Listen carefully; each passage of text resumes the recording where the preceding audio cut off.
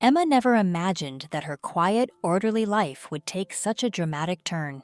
For years, she had been content with her position as an executive assistant in a bustling corporate firm. The routine was comforting, the expectations clear, and the pay was good enough to support her modest but comfortable lifestyle. Yet, beneath the surface of her meticulously organized life was a longing she rarely allowed herself to acknowledge, a yearning for something more, something deeper.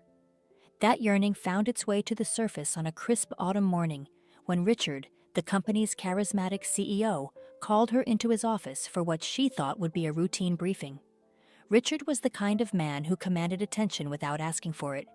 In his early 50s, he had a natural charm that was only enhanced by his sharp intellect and unflappable demeanor.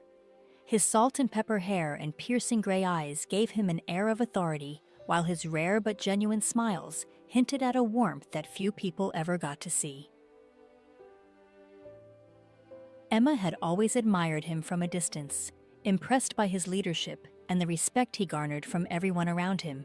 But until that morning, she had never seen him as anything more than her boss. The meeting started like any other. Richard reviewed the agenda for the upcoming board meeting, his tone professional and his focus unwavering. But as the discussion drew to a close, he paused, his expression softening as he leaned back in his chair. "Emma," he began, his voice quieter now, "can I ask you something personal?" Emma's pulse quickened, though she wasn't sure why. "Of course," she replied. Her tone measured. Richard hesitated for a moment before speaking again. "Do you ever feel like you've spent so much time building the life you thought you were supposed to have that you forgot to ask yourself what you really want?" The question caught Emma off guard, striking a chord deep within her. She thought about the years she had spent climbing the corporate ladder, sacrificing personal relationships and passions along the way. "I think we all feel that way sometimes," she said finally, choosing her words carefully. Richard nodded, his gaze distant as if he were lost in his own thoughts. "It's been on my mind a lot lately," he admitted. "Sometimes I wonder if the things I've built are enough." The vulnerability in his voice surprised Emma, and for the first time, she saw him not as the unshakable leader she worked for, but as a man grappling with his own uncertainties. She wanted to say something, to offer reassurance or empathy, but before she could find the words, Richard stood and walked to the window, his hands in his pockets. "I'm sorry if I overstepped," he said, turning back to face her. "It's just refreshing to talk to someone who listens." Emma felt a warmth rise in her chest at his words, a sense of connection that was both exhilarating and terrifying. "You didn't overstep," she said softly.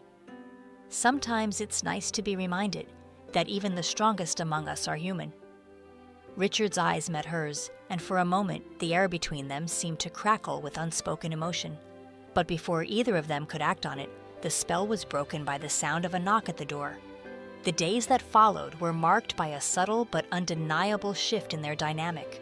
Their conversations became more personal, their glances lingered longer, and the space between them seemed to shrink with every passing moment.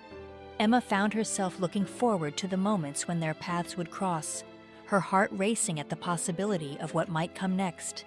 And then, one evening, the possibility became reality. It was late, the office quiet as most of the staff had already gone home. Emma was finishing up some last-minute tasks when Richard appeared in her doorway, his tie loosened and his sleeves rolled up. "Still here?" he asked. "Titi?" His voice warm. "I could say the same to you," Emma replied with a smile. He stepped into the room, leaning casually against the edge of her desk. "I was just about to head out," he said, "but I wanted to thank you again for everything you've been doing lately. This place wouldn't run without you." Emma felt her cheeks flush at the compliment, her heart pounding as she looked up at him. "I'm just doing my job," she said, her voice quieter now. Richard shook his head, his gaze locking onto hers. "You do so much more than that, Emma," he said. "You make this place better. You make my days better." The words hung in the air, heavy with meaning. Emma opened her mouth to respond, but before she could, Richard reached out, his hand brushing against hers. The touch sent a jolt of electricity through her, and in that moment, all the walls she had built around her heart came crashing down. The kiss was slow at first, tentative and full of unspoken emotions, but as their connection deepened, it became more urgent, more consuming. Emma felt herself surrendering completely, her fears and doubts melting away in the warmth of his embrace. They spent hours in the quiet of the office, their passion igniting a fire that neither of them had felt in years.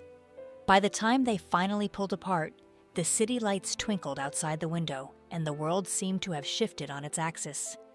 In the weeks that followed, their relationship blossomed in secret.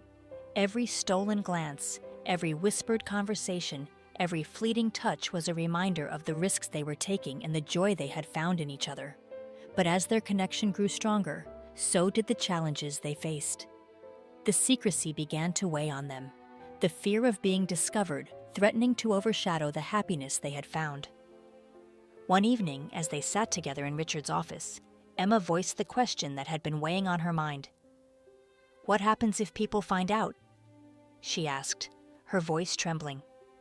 Richard reached for her hand, his grip firm and reassuring. "We face it together," he said. "Whatever happens, you're worth it." His words gave Emma a sense of comfort, but she couldn't shake the feeling that their journey was far from over.